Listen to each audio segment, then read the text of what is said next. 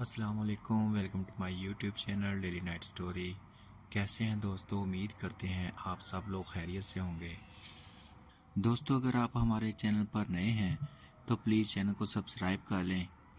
تو آئیے سنتے ہیں آج کی ویڈیو میں ایک جن ذاتی کی سچی محبت پر مشتمل بہترین کہانی۔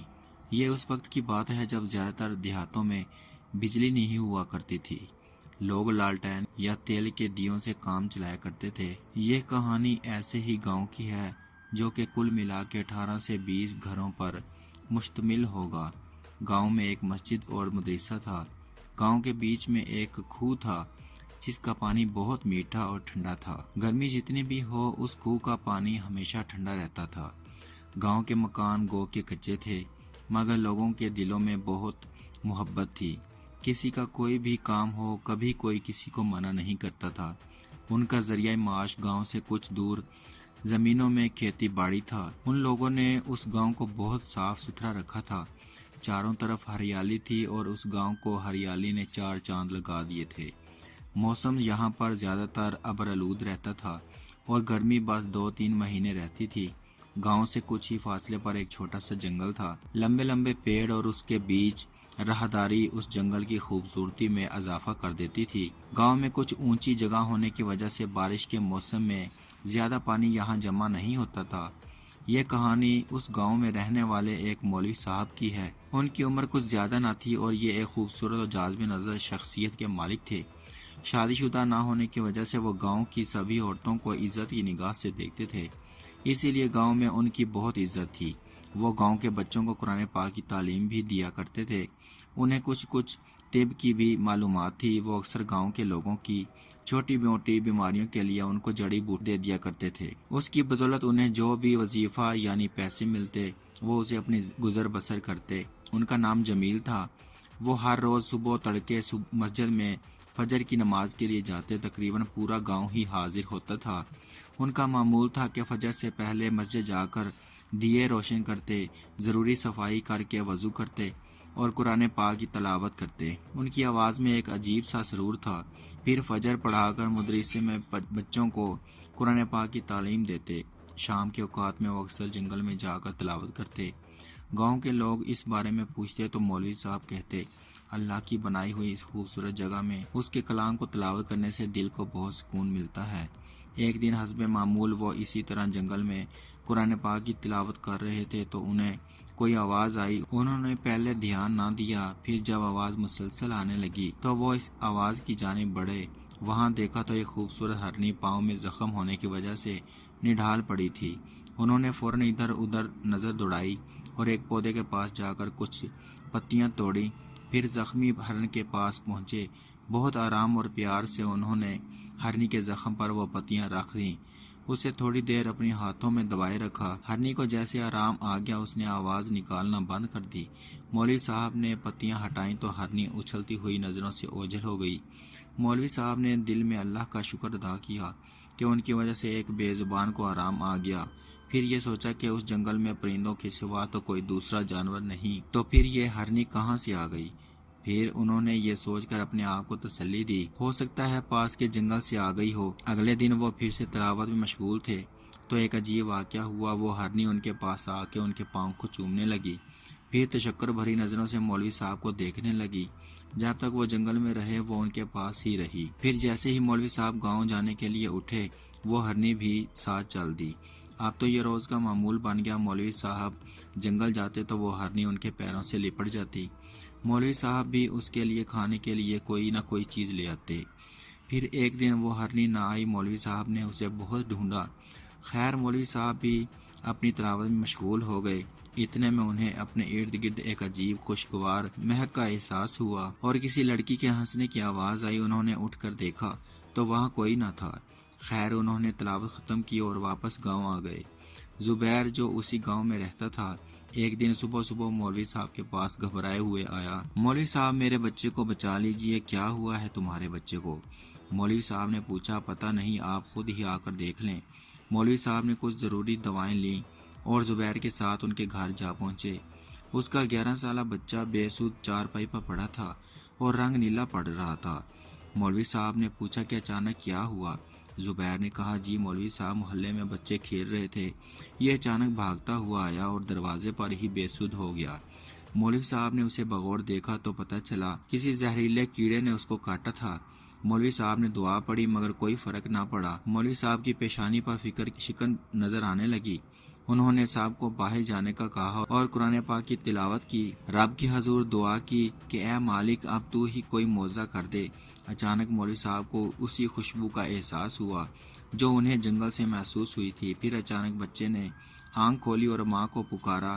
مولوی صاحب کی آنکھوں میں آنسو آ گئے اور پروردگار کے ہاں شکر ادا کیا۔ پھر باہر جا کر سب کو خوشخبری دی اور کچھ جڑی بوٹیاں بھی دی کہ اس بچے کو ہر گھنٹے بعد پلا دینا اور اللہ تعالیٰ شفائے کاملہ عطا فرمائے گا۔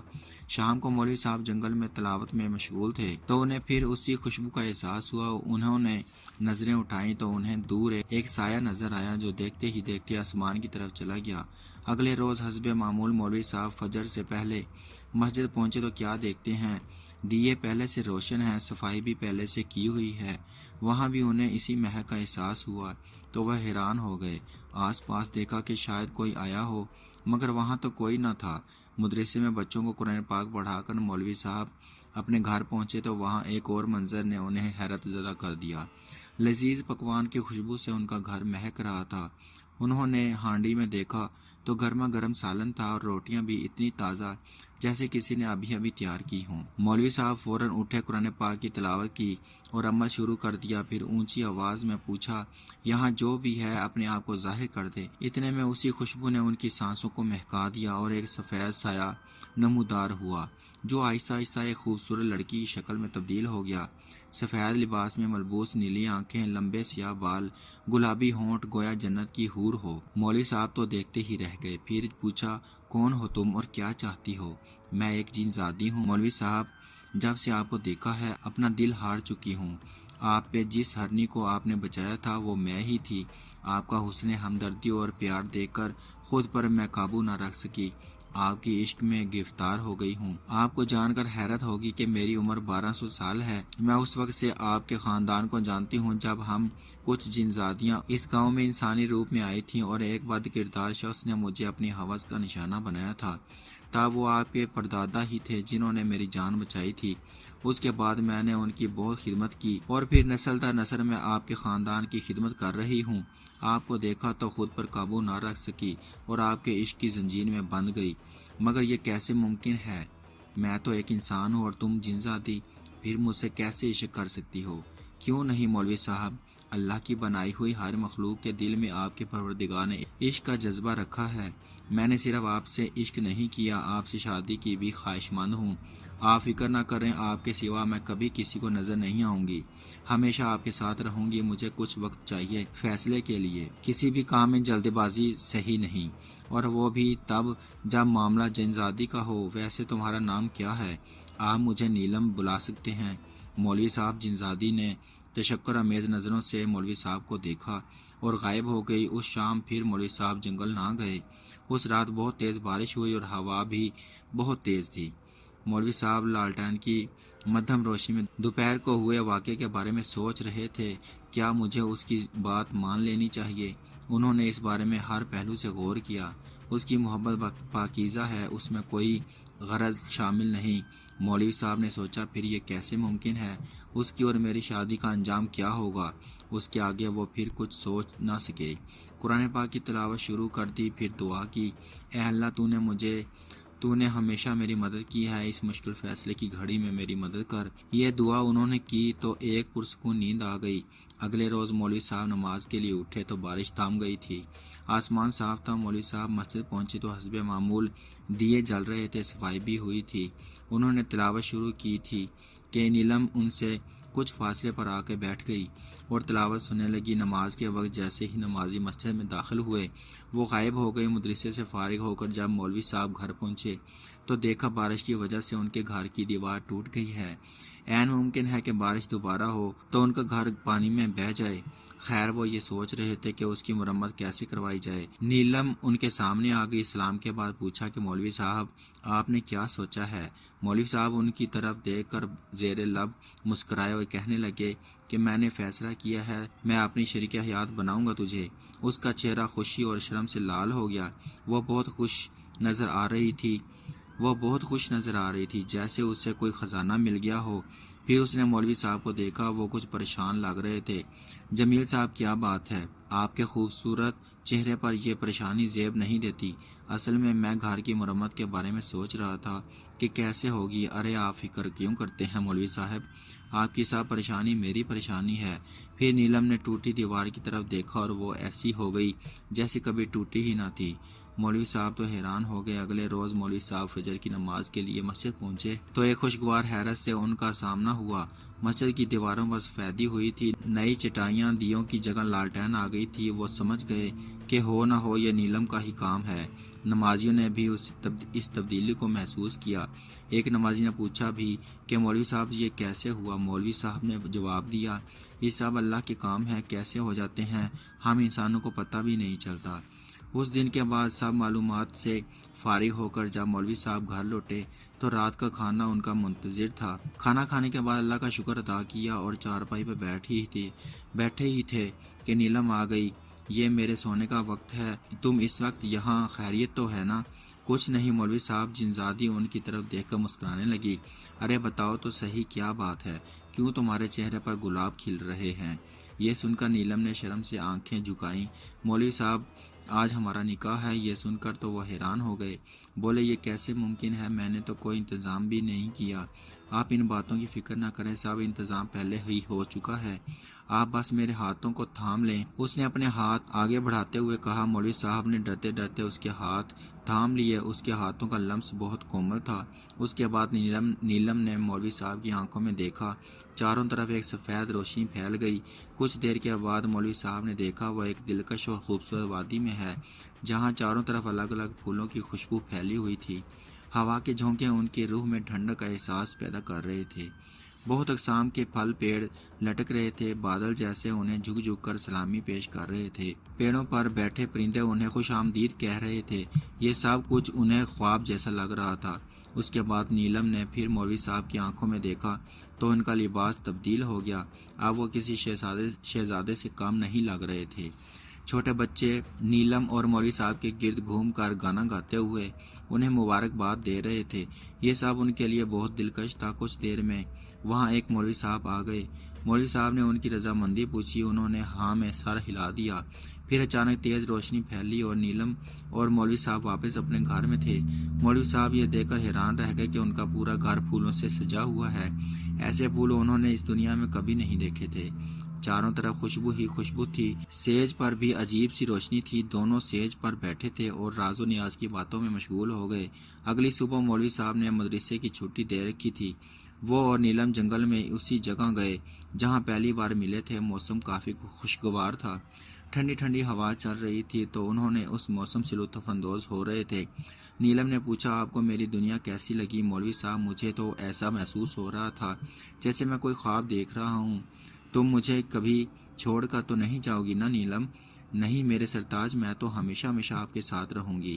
ہاں مگر جب میری ضرورت ہوگی تو میں اپنی دنیا میں ضرور جاؤں گی۔ اس طرح محبت کی باتیں کرتے ہوئے کافی وقت بیت گیا اور وہ دونوں آپس میں اپنے گھر پہنچ گئے۔ شام تک موسم ابر آلود ہو چکا تھا اور امکان تھا کہ رات کو بہت تیز بارش ہوگی، اور ویسا ہی ہوا۔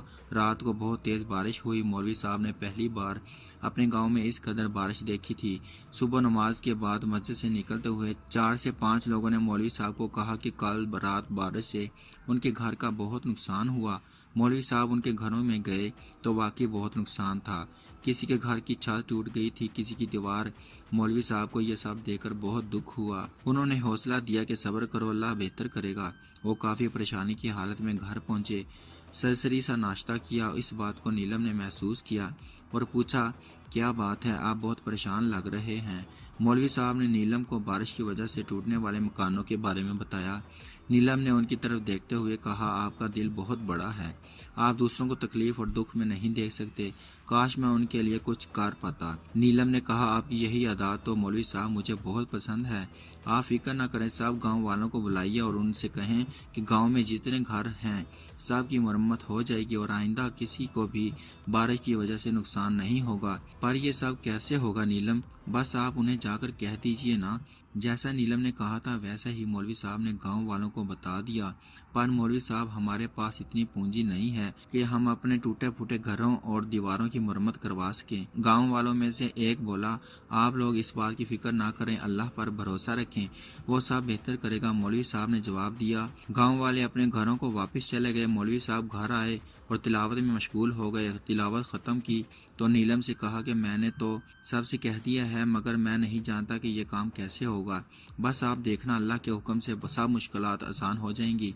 अगले रोज़ मौलवी साहब ने देखा कि गांव के तमाम घरों की छतें मरम्मत हो चुकी थीं। उन्हें हैरत के साथ डर भी लग रहा था। अगर गांव वालों ने पूछ लिया कि घर मरम्मत कैसे हुए तो वो क्या जवाब देंगे। वो तेज़ तेज़ कदम बढ़ाते हुए घर पहुँचे। नीलम ने कहा, देखा ना, अल्लाह के हुक्म से गांव के मुश्किल आसान हो गई। पर मुझे फिक्र है, अगर उन्होंने ये सब कुछ पूछ लिया कि ये कैसे हुआ तो मैं उन्हें क्या जवाब दूंगा। मौलवी साहब, आप फिक्र ना करें, ये मरम्मत मैंने अपनी दुनिया से जिनज़ादा को बुला कर करवाई है और गांव में कोई ऐसा नहीं होगा जिसे ये याद हो कि उनके घर कभी टूटे थे और फिर मुरम्मत हुए। मौलवी साहब ने अल्लाह का शुक्र अदा किया। नीलम से कहा कि तुम ना होती तो गांव वालों की मुश्किलात इतनी जल्दी हल कैसे होती। दिन महीनों में और महीने सालों में बदलते गए। मौलवी साहब को अल्लाह ने उस दौरान एक बेटे और बेटी की खुशी दिखाई। बेटे का नाम अयाज और बेटी का नाम सोबिया रखा। मौलवी साहब और नीलम के बच्चे काफ़ी प्यारे थे। जब भी मौलवी साहब और नीलम बच्चों को लेकर निकलते तो वो उन्हें अपने अजल में छुपा लेती, जिससे वो लोगों की नज़र में ओझल हो जाते। गांव में अक्सर लोग मौलवी साहब को शादी का मशवरा देते, मगर वो मुस्कुराकर उनकी बातों को टाल देते। कहते, अल्लाह ने इस गांव में मुझे बहुत खुशी दिखाई है। एक दिन इनकी बेटी सोबिया की तबीयत बहुत ख़राब हो गई। मौलवी साहब ने जड़ी बूटी पिलाई, मगर उससे कोई फाका ना हुआ। ये देखकर नीलम ने कहा कि सरताज, इसका इलाज मेरी दुनिया में है, यानी जिन्नात की दुनिया में। आप इजाज़त दें तो मैं इसे ले जाऊं। मौलवी साहब का दिल उदास हो गया, क्योंकि वो नीलम और बच्चों से बेइंतहा मोहब्बत करते थे, मगर बेटी की तबीयत के आगे मजबूर होकर बुझे दिल के साथ नीलम को इजाज़त दे दी। नीलम ने घर की दीवार की तरफ देखा और फिर एक रोशनी सी फैल गई। इससे एक रास्ता नमूदार हुआ, जिससे माँ बेटी चली गई और फिर से दीवार अपनी असल शक्ल में आ गई।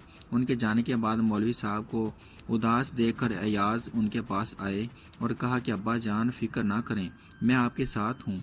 2 दिन गुजर गए मगर नीलम की कोई खबर ना थी। मौलवी साहब को फिक्रमंद देखकर अयाज बोला, अब्बा जान, अम्मी और सोबिया खैरियत से हैं, आप फिक्र ना करें, वो लोग जल्द हमारे पास आ जाएंगे। ये कहकर उसने दीवार की तरफ देखा। एक तेज़ रोशनी पैदा हो गई, जिसके बाद उस रोशनी में मौलवी साहब को नीलम और सोबिया नजर आईं। सोबिया गहरी नींद में सो रही थी और नीलम उसके सरहाने बैठी थी। ये देखकर मौलवी साहब को काफ़ी सुकून मिला। साथ ही साथ हैरत भी हुई कि उनका बेटा भी नीलम की तरह जिनज़ादा है, या शायद उसमें भी जिनज़ादों जैसी खसलतें पाई जाती हैं। मौलवी साहब को हैरत में देखकर अयाज बोला, अब्बा जान, जैसे अम्मी जिनज़ादी हैं, बिल्कुल वैसे ही मैं भी एक जिनज़ादा हूँ। हमें इस दुनिया में आपकी औलाद के रूप में भेजा गया है, हम इस फ़र्ज़ को बखूबी निभाएंगे। ये सुनकर मौलवी साहब की आंखों में आंसू आ गए। उन्होंने अयाज का हाथ थाम लिया। अगले रोज़ दोपहर के बाद सब गांव वाले परेशान हाल मौलवी साहब के पास आए और कहने लगे कि उनकी ज़मीनों में अजीब से कीड़े पैदा हो गए हैं जो फसलों को तबाह कर रहे हैं। मौलवी साहब तो परेशान हो गए। उन्होंने कहा कि आप सब अल्लाह से दुआ करें, वो आपकी मुश्किलात को आसान कर देगा। मौलवी साहब घर लौटे तो उनके चेहरे पर परेशानी के आसार थे। उनका बेटा अयाज बोला, क्या बात है अब्बा जान, आप कुछ परेशान लग रहे हैं। मौलवी साहब ने उसे कोई जवाब ना दिया और कुरान पाक की तिलावत में मसरूफ़ हो गए। रो रो कर अल्लाह की हुजूर दुआ की, ऐ मालिक, हम बहुत गुनहगार बंदे हैं, तू ही इन गांव वालों की मुश्किलात में मददगार है। या रब, तू इनकी मुश्किलों को आसान कर दे। ये सुनकर अयाज उनके पास आए और कहा, अब्बा जान, आप फिक्र ना करें, अल्लाह आपका हामी और नासिर होगा। यह कहकर उसने भी कुरान पाक की तिलावत की। कुछ देर आंखें बंद की, कुछ पढ़ता रहा। काफ़ी देर के बाद उसने आंखें खोली और कहा, अब्बा जान, आप गांव के कुएं में से एक कटोरा पानी लाएं। मौलवी साहब ने वैसा ही किया। अयाज ने कुछ दुआ पढ़ी और पानी पर दम कर दिया कि आप इसे दोबारा कुएं में डाल दें और गांव वालों से कहें कि इस कुएं से पानी लेकर अपनी ज़मीनों में छिड़कें और मगरब से पहले पहले लौट आएं। अल्लाह ने चाहा तो उनकी मुसीबत ख़त्म हो जाएगी। मौलवी साहब ने सबको हदायत की। जैसे अयाज ने कहा था वैसा ही किया। सब ने कुएं से पानी लेकर अपनी अपनी ज़मीनों में इस तरह छिड़काव किया और तेज़ी से घर वापस आ गए। सब परेशान थे कि अल्लाह जाने अब क्या होगा। मौलवी साहब ने उन्हें हौसला दिया और कहा कि अल्लाह पर भरोसा रखें, सब कुछ ठीक हो जाएगा। अगली सुबह सब गांव वाले अपनी ज़मीनों पर गए तो क्या देखते हैं, कीड़ों का तो नाम निशान ही नहीं और फसलें पहले से भी ज़्यादा हरी भरी हैं। सब लोग गांव वापस आए, मौलवी साहब को हालात बताए। फिर सब ने अल्लाह ताला के हजूर शुक्राने के नवाफिल अता किए। रात हुई, मौलवी साहब चारपाई पर लेटे हुए थे। गांव वाले की मुश्किलात के बारे में सोच कर जहाँ मुतमिन थे, उतना ही नीलम और सोबिया के लिए अफसुर्दा थे। सोच रहे थे कि कब उनकी घर की रौनक वापस आएगी। अचानक ही एक तेज़ रोशनी फैली और सोबिया भागती हुई मौलवी साहब की गले लग गई। उसकी तबीयत बिल्कुल ठीक थी। अयाज ने उनकी गैर मौजूदगी में तमाम हालात जो पेश आए थे उनसे नीलम को आगाह किया। नीलम ने उसका मुंह चूम लिया। दिन गुजरते गए, मौलवी साहब के बालों में चांदनी आने लगी। बच्चे जवान हो चुके थे। सोबिया और अयाज दोनों खूबसूरती में अपनी माँ पर गए थे। खासकर सोबिया तो हूबहू नीलम लगती थी। अब मौलवी साहब की तबीयत खराब रहने लगी, जिसका उन्हें बहुत रंज हुआ। एक दिन अचानक शाम को उनकी तबीयत ज़्यादा ख़राब हो गई। नीलम और बच्चे उनके सराहने थे। मौलवी साहब ने अपनी ज़ादी बेगम नीलम से कहा कि शायद मेरा इस दुनिया में वक़्त पूरा हो चुका है। मेरे बाद चाहे तुम जहाँ भी रहो, लेकिन इस गांव वालों से बेखबर ना रहना। सरताज, आपको कुछ नहीं होगा। नीलम, इंसान को मरने से पहले कुछ इस मौत के बारे में इशारा मिल ही जाता है। फिर मौलवी साहब ने दोनों बच्चों को प्यार किया और इस दुनिया फ़ानी से कूच कर गए। अगली सुबह उनकी तदफीन हुई, जिसमें उनके बेटे अयाज ने भी नादीदा तौर पर बेटे के फ़राइज़ निभाए। फिर नीलम अपने बच्चों अयाज और सोबिया के साथ जिन्नात की दुनिया में वापस चली गई, लेकिन वो फिर भी गांव वालों से बेखबर ना रही। जब जब उस गांव पर या गांव वालों पर कोई मुसीबत आती, जिनजादी नीलम और उसके बच्चे अयाज और सोबिया नादीदा तौर पर उनकी तमाम मुश्किलात को हल कर देते।